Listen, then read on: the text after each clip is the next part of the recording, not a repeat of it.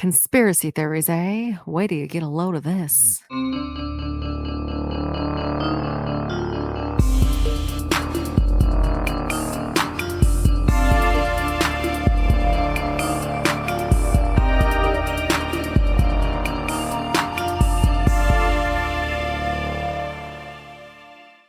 Hello, and welcome to Crack Sisters Conspiracies. We're a podcast that covers conspiracy theories, mysteries, and all over spooky shit. My name is Cassandra. And I'm Jackie. And we are said sisters. Clearly, you sound sick. I sound like shit. Yeah, I have had the plague for a week and a half. Gracie got sick. Evan is the only one. Is it something Grayson gave you? I feel like she gave it to me and then I gave it back to her. We've just been like, yeah, it's been ongoing and it's been a roller coaster. Evan is the only one who has been spared so far, but it's a symphony of coughing and sneezing and sniffling around here and it sucks. But like I slept kind of upright last night and so I didn't feel like my head was going to explode this morning. Well, that's good. Yeah, so I feel like I'm heading in the right direction. What is new with you? Not a whole lot, really. Do you have Super Bowl plans? Tomorrow is Super Bowl. Well, considering I have been on death's door for the last week and a half. I meant with your family. The family, yes. We are just doing it at home. Evan's going to make food. He's taking care of all of that. And I'll just lay on the couch and eat snacks and watch the commercials. There you go. What about you? We're either going to his brother's house if they don't have plans, or I guess we're going to his friend's house for like a Super Bowl party, which I'm not looking forward to, but that's okay. Are you rooting for either team in particular? I am rooting for the Eagles out of spite. A spite for? I am so over Kansas City. Okay. They have had their moment so many times, which is part of what our topic is today. I did remember that. And so, yeah, when we mentioned it, you're like, oh my God, Jason and Justin Kelsey are playing together. Jason Kelsey retired from the Eagles, so he's not actually playing in the Super Bowl. Oh, really? He retired last year. Oh. But you said otherwise... Jason and someone else. You didn't say Travis. You said Tyler, I think. Whatever. Okay. Travis and Jason Kelsey, the brothers. Oh, I didn't know he retired. That's interesting. Yeah. I was like so excited because I'm like, that would be so exciting for their parents to like watch both of their kids. I had no fucking idea. Yeah. So he does commentating on the games and stuff now. And they have their podcast or whatever. But yeah, it's Super Bowl Sunday weekend. It's today's Saturday. Had mentioned that is a kind of tailors around what my topic is. And I can proudly report that I got my notes done for this topic in record time. And I stuck with my original topic. I didn't change anything up. And that was mainly because of the outcome of a football game that was actively on the last time that we recorded. Oh, okay. And then Evan had recommended that I cover the topic and it all just kind of came together so nicely. So I wrote these notes 2 weeks ago. It's now but before we get into it, I just remembered a story I have to tell you. Okay. Story. That's fine. Go ahead. Okay. So last week, I was wanting to paint my nails. So I was trying to find my bag of nail polish that I have, which was like under the sink. So I'm like pulling all this shit out. And then I pull this bag out, which has so much crap in it. And Alex is in there with me. And so I'm like pulling everything out. He's like, oh, what's this? And he picks up a 3-pack of EpiPens. I'm like, oh, those are my EpiPens. Like, I just fucking forgot they're in there. They're super expired. And he's like, oh, that's cool. So I'm pulling out more shit. I'm looking through my nail polish. Then he is holding an EpiPen trainer in his hand. What is he doing? Why? Because he wants to like practice or whatever. Okay. And I'm like, oh, how do you do it? Because I literally teach this for a living. I teach people how to use an EpiPen.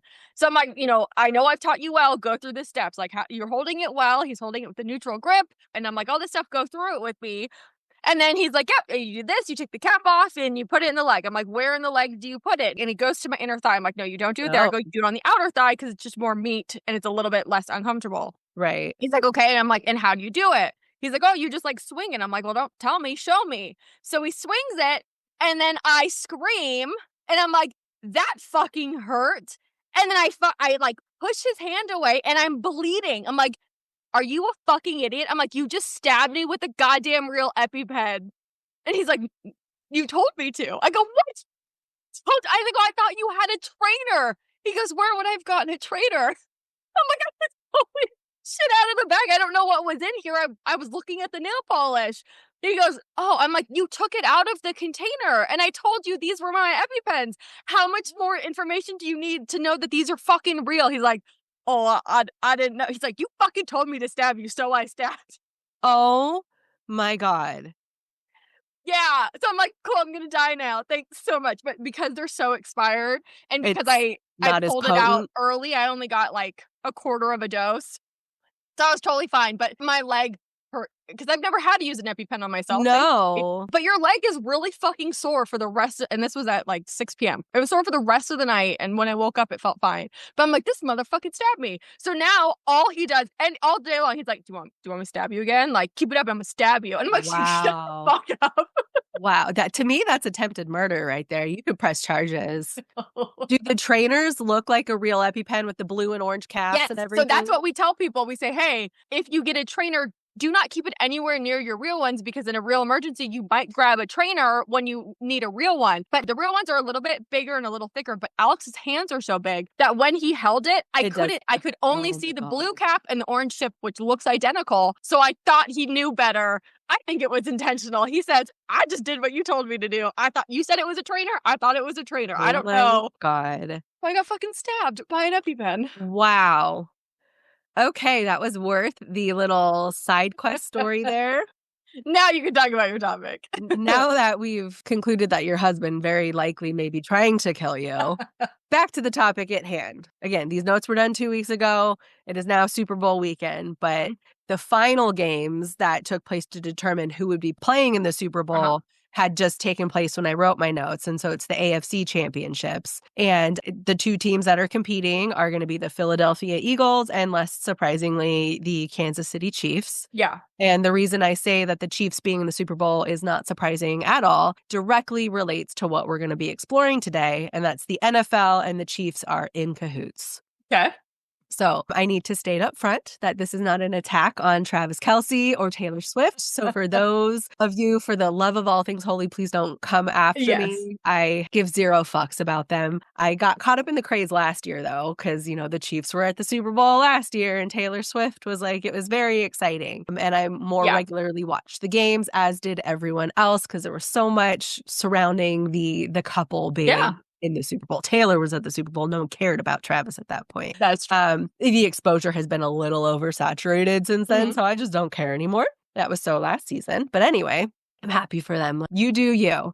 Back to Kansas City. So the excitement around them has kind of worn off, and it's not just me feeling that way. A lot of people are like, over the Chiefs. And this has led to an outcry online by a bunch of whiners because they're like, oh, they're winning too much. They're like winning all the time. And they feel that the Chiefs are only winning because they're recipients of favoritism by the NFL referees. Okay. They always seem to side with the Chiefs on penalties. And so, like, an example is like they're calling more penalties on the opposing team or letting offenses go on the Chiefs side and not calling them. And like an example of that would be roughing the passer penalties, which I had to look it up because I'm not very familiar with football. I will casually watch it. I don't ever know what's happening. It's on my TV at home all the time. My kid plays football. I still understand nothing about it. But it's like trying to learn another language, like in high school where you have to take a language course, but you're not really interested in it and you're just kind of slogging through bare minimum. And that's what it's like. But anyway. I was interested in my language course, but okay. I wasn't. I took Spanish. Yeah. I mean, we live in Southern California. Well, I should have taken Spanish. It makes sense to do so. Yeah. But anyway, a roughing the passer penalty is a foul in which a defensive player makes illegal contact with the quarterback after a forward pass has been thrown. I see your eyes glazing So the over. ball has already been thrown, but someone like runs into the person into the quarterback. Yeah. Okay. So this typically results in a penalty of 15 yards and an automatic first down for the offense. And so the judgment over whether contact made on the quarterback was like a true violation or if it was just an accident, it wasn't intentional, that's done on a case-by-case basis by a referee. Okay. And so that's kind of led the question, like, are they calling it or not calling it intentionally? According to the favoritism theory floating around, the Chiefs have been more hated throughout the years because of their success. And they've played in the AFC Championship and or the Super Bowl games every year for the last 7 years. Really? Really. And that makes people really upset. They're like big mad that they have just been every year for like almost a decade. Yes. See, that's why it's like it's too much now. Okay. So on the surface, it kind of seems like their fans of the other team are just butthurt because who they're going for is just not cutting it, rather than accepting the fact that maybe their teams aren't just performing well enough. So they resort to crying foul and saying that the Chiefs are having the wins and the attention and notoriety just handed to them. Mm-hmm. The crying foul reached a new fever pitch recently after a divisional round game against the Houston Texans resulted in the Chiefs claiming yet another victory. Okay. And the suspicion of favoritism towards Kansas City was really driven by the events of that game. So even though Houston outgained Kansas City by more than like 100 yards in the game, there were 2 questionable 15-yard penalties, both of which didn't seem warranted when you actually watch the replays back on both. So I can see why some people were like, oh, something is a foul. Those 2 penalties ultimately helped KC win that game, getting them to the AFC Championship to then go on to the Super Bowl. So naturally, it was because the refs had called in favor of the Chiefs that helped them ultimately win that game. So they're like, oh, well, they did that on purpose because they wanted them to win. Has the Kansas City Chiefs won every single Super Bowl for the last 6 years? I didn't look that far. You know what? Okay, that's okay. Did they win last year? They did win last year. Okay.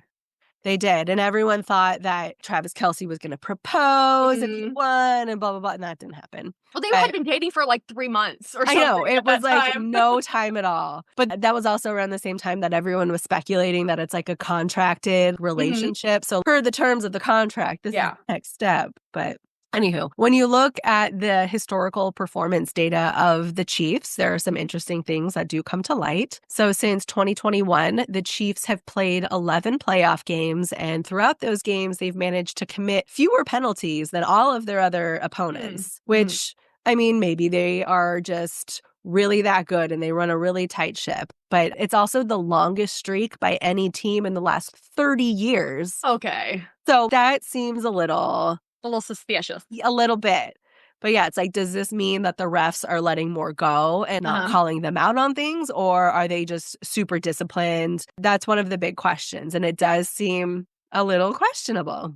The behavior of the Kansas City Chiefs quarterback, Patrick Mahomes, is something that has been brought under scrutiny as well. So quarterbacks are often afforded more protection per the game rules than other positions in football. And Mahomes has demonstrated a habit of pushing the limits and taking advantage of those protections that he knows that he has. And in doing so, he's intentionally trying to force other players into penalties, which is kind of shitty. Yeah. Sorry, I was just looking up what he looked like. I thought I knew. And I did know what he looked like. I am one of those where he just doesn't do it for me. I don't understand. I think he looks like a goober. He looks like a total goober, but like personality-wise, he just doesn't do it for me. A lot of people love him and his wife. I can't seem to stand either of them. And I don't really know why it is. They just... I've never heard him talk and I don't know who his wife is. But something just feels off about them. I don't know. Okay. So he's kind of shitty. He's trying to get other people intentionally to misstep, which I get is part of the strategy of the game. It is, yeah. But if you do that consistently, I don't know, just play the game. It feels like you're trying to force the issues to get a leg up instead of just playing well. So that reminds me of, I don't know if you were watching. I don't think you were. I'm pretty sure I had moved back at home temporarily, or maybe I hadn't left it. I don't know, but I was at home and we were watching Jeopardy and there was a new champion and it was this Asian guy. I can't remember his name, but he was getting death threats. Jeopardy was being mass bombarded with negative shit because this guy wasn't playing the game fairly or properly. You can play it however you want, but what he was doing was he was going so fast and he was just picking random numbers from random categories. So people's brain couldn't even compute which category they were in. So they were kind of caught off guard and he was winning every single time. He had a really long streak, but because it's a game and, you know, you're supposed to have strategy, but there's like an unwritten rule that you're supposed to kind of follow these certain guidelines. The norm, and he just didn't. And everyone, fucking myself included, hated him. So it's kind of very similar. There's rules, and technically you're not allowed to do it, but you're going to piss people off if you don't do it the way everyone else has done it forever. Yeah, there's an expectation of how it's supposed to play out. And so when you go against that norm, it rubs people the wrong way usually. Yeah. There may be a few people who are like, yeah, you're the underdog who is... I don't want to say exploiting the game. Like you're playing within the rules, but you just kind of find like loopholes to your advantage. Very similar, like you said. But yeah, the actions of Patrick Mahomes, while kind of petty and smarmy the way that he does it, it doesn't necessarily mean that they're getting special treatment. It just means that they're trying to play it in their favor. So I can kind of see it either way. But if all of this secret handshake business is truly going on behind the scenes and the refs and the Chiefs and their owners and the entire NFL as an entity are all in on it, my question is then why? Yeah. One of the answers to that question, though, is Taylor Swift, obviously. Sure. Like I said, it's no surprise that Taylor Swift is one of the most famous, notable people in existence right now. And once her and Travis Kelce got together, a whole new animal was unleashed. And this was well over a year ago at this point. Last season, the NFL viewership spiked as so many more people had tuned in, hopeful just to see a glimpse of Taylor Swift at one of the games. They weren't watching because of the game. They were watching for her. But finally, all of the football girlfriends and wives had something to look forward to. And it wasn't just about making snacks for the men. And so they could be included. So a lot of people were tuning in that normally wouldn't have. But this, of course, didn't sit well with the many true diehard football fans and purists. They're there for the game, not for the entertainment. They felt that the Chiefs were now receiving far more attention because of the personal relationship of one of the players, and that they didn't truly deserve all of that just because of Travis Kelce's love interest. Sure. So by the time the Chiefs made it to the Super Bowl last year, the amount of buzz surrounding the event had taken off, but it wasn't about the game itself. It was speculation on what was going to happen between Swift and Kelce. And if they won, what would the moment look like? We had just chatted about it earlier, so there was no proposal. Nothing that anyone was speculating to happen would happen, but one of the things was, is that going to be a time where someone makes a presidential endorsement or something? Like, none of that happened. But yeah, that was one of the reasons I watched. I wanted to see what was going to happen. Sure, yeah. And again, I was one of those who was guilty of, I watched not because of the game. I was just curious what was going to But that's also okay. It's kind of like those fucking guys where if a girl wears a band t-shirt and they're like, name 5 songs, name 2 of their albums. It's like, why? What if I just like what if I know nothing about this band? I just like wearing the shirt. I like the way the shirt looks. Yeah. It's like, I never understand that when people are diehard and they hate on other people for just simply enjoying it for maybe different reasons than you do. I don't get it. It's because it was their thing, and now it's being opened up to more people and their selfish man children who don't want to share. I guess, but it's like, it's not a tangible thing. It's not like they're physically taking something away from you. I understand it. I just don't get it. And it's like, wouldn't you want a larger community of people enjoying the same thing? Like, it's an interest at that point. Like you said, just because it's not driven by the same thing, I don't get it. It makes no sense to me. Yeah, so the game ended, they won, the world kept turning, but Taylor Swift was certainly good for business. Yeah. And so what's the rub this year then? Sure. The election's over. Our new dear leader has since, been installed and he's ruining everything. But there's no political motivation there. It's apparently all just a money grab by the NFL at this point. Everyone involved just has dollar signs in their eyes. And after getting a taste of what football could be like with royalty involved, the clear course of action would be to ensure that the Chiefs again make it to the Super Bowl. So Swift will come along and boost the ratings through the roof.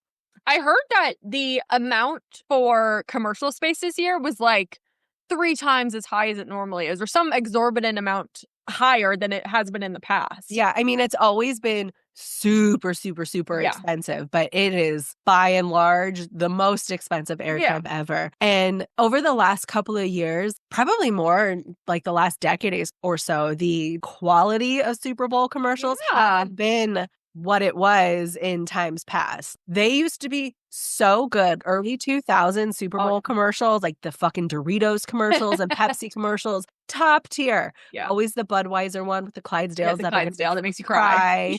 But I just feel like they have been lacking. And also now with the fucking internet, they release all of the ads in advance of airing. So you could see what all of them are going to be. So I don't understand how that all works. So I always feel let down when I'm like, yay, commercials. And so I feel like this year is going to be the same. Probably. When looking at the performance of the Chiefs this last season through the lens of making money only, it's easy to see how some may want to call shenanigans. Yeah.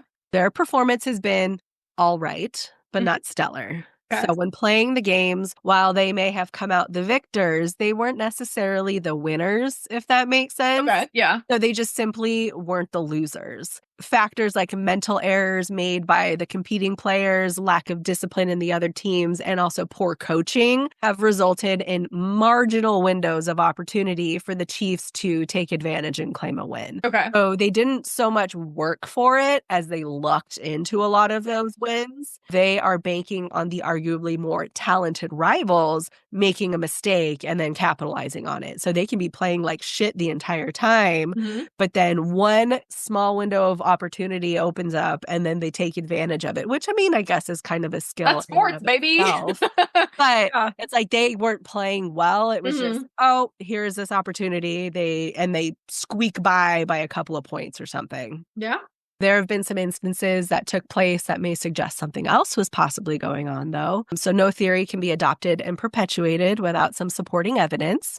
So some examples to kind of support that. In a recent AFC game between the Chiefs and the Bills, Chiefs player Xavier Worthy made a pretty deep catch on a 3rd and 5th pass from Chiefs quarterback Mahomes, with just over 3 minutes remaining in the first half, and the refs ended up ruling it in the Chiefs' favor. But upon reviewing the replays, what it showed indicated that the ball wasn't actually caught and had, in fact, hit the ground instead. Oh, wow. And it should have been called as an incomplete pass, but they didn't. And as a result of this not being called out, the Chiefs scored a touchdown, getting them closer to a win in the game. They shouldn't have gotten that advantage, but they did, which then allowed them to score and work towards taking control. When the refs are reviewing it, do they get to watch the replay or the slow-mo, or is it just based off what they physically saw? My understanding is they get to see it. And they show it on the screen. So for the viewers, they get to see it too. The fact that there's such a very obvious discrepancy and you're still calling it in their favor, that's what a lot of people are getting upset and frustrated with. In the same game, the Bills quarterback Josh Allen tried to get in a 4th and 1 in the 4th quarter. Again, a lot of this makes no sense to me because I don't know how football. Me fucking either. But officials from the Bills side were proclaiming that they had made enough progress to claim a first down. But the officials from the Kansas City side claimed that they came up short and didn't make the down. And the ruling ended up being in the Chiefs' favor, giving them possession of the ball. And then they promptly scored a touchdown and a 2-point conversion, which erased the small lead that the Bills had at that point. And then Kansas City ended up winning the game at the end by a marginal amount at the end. Okay. At the end of the day, it just really seems like they have a bit of luck on their side and they're able to take advantage of the missteps from their opponents, aside from the money grab, which, in my opinion, I think the NFL has no shortage of revenue. So I don't really think that that's enough of a motivating factor. I can't really see a compelling reason for one team to be so heavily favored. Maybe the refs just aren't really good at their jobs, which may be a factor. The Taylor Swift thing may have some impact. I don't know. But I really just think that they are just very lucky. And it takes some sort of skill to be able to identify when someone else is fucking up and you weasel in, whatever. So who knows? We'll see. I'll be very curious on what the outcome is of tomorrow's game. Yeah. What do you want to place a bet or speculate? Do you think there's going to be a proposal this year if they win? I would like to see yes, just because I want Alex to be upset because he is a diehard Swiftie and would leave me for Taylor Swift in a second. Yeah, but if she's off the market, you're good. Knowing absolutely nothing about football or anything, I'm just going to guess that the Chiefs are going to win just based off of what you have said and that they've been winning and they've done all the shit. So that's what I would guess. And then real quick, the two reasons why I think they might be doing so well and winning all this time and getting all this special treatment or whatever, I think it's either A, the Taylor Swift thing helped. It brought a whole bunch of attention to their team. I don't know how much attention they were getting prior to. I'm sure it was a lot But for someone who had never heard of them until Taylor Swift came into the picture, like that's a whole new market of people that are now paying attention. So they're kind of, their egos maybe got a little big, their heads got a little big. So now they're like, more people are watching, we have to do better. And studies have proven that if you are in this mindset that you can perform much better than you would if no one was watching or if no one cared. So maybe that kind of boosted them. Oh, that's a good thought. Or they signed a deal with the devil and, now it's their time and then they'll pay later. So who knows? I mean, that is also a very possible outcome. Who do you think is going to win if you had to guess? I wouldn't be surprised if they won. Mm-hmm. But I really want the Eagles to win. Like I said, just out of spite and also because Kansas City, their primary color is red. Red does not go well with my complexion. I like the tealy green of the Eagles. That is a much better color for me. And also, good answer. Of the Kelsey brothers, even though Jason is not playing anymore, I prefer that man over Travis Kelsey because he is a bearded dad bod. And he's got daughters and he seems lovely. And I love his wife. She's so my cool. God, she's so funny. Yeah. Yeah. So very different side, but I like them for that. Okay, cool.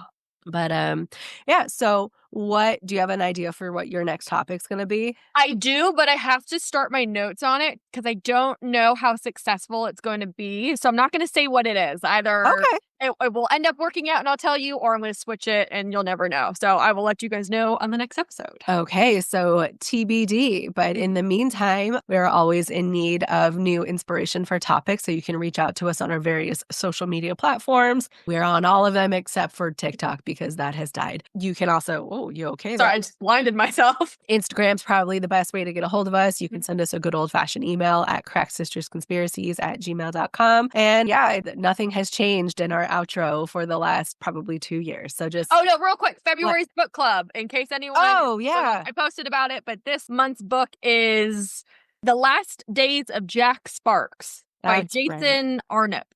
Yeah, so I have a copy of it coming in the mail. It should be here the next day or so because my library didn't have it. But looking forward to reading that. Book club has been fun so far. Yeah, I agree. Anywho, so I am done. I'm falling apart. With that, I'm going to say stay cracked, y'all. And have a great day.